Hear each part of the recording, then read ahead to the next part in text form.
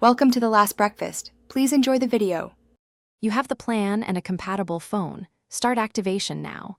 Insert SIM or enable eSIM in settings, then open the carrier app or dial the activation code they provided. Once done, sign in with your account and complete 2FA. This links service to your device. Make sure your phone shows 5G in the status bar and reboot if it does not. If activation asks for APN or profile, accept carrier prompts. Those profiles enable unlimited features and network priority. Now optimize how you use unlimited data to get consistent speeds. Go into network settings and pick 5G/4G auto so your phone uses 5G where available and falls back to 4G when needed. Verify APN settings match carrier recommendations. Incorrect APN can throttle tethering or streaming.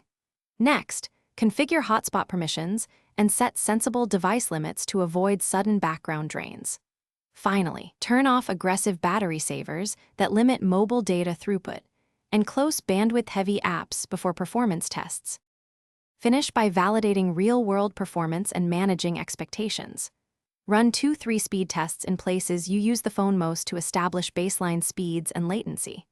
Once done, check carrier notifications or app alerts for throttling or deprioritization during congestion. If speeds are poor, reset network settings and reapply the carrier profile. This often clears APN or provisioning errors.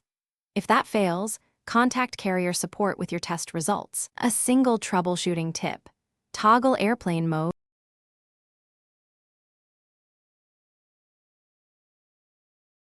Thanks for watching. If this was helpful, leave a like and consider subscribing. See you next time.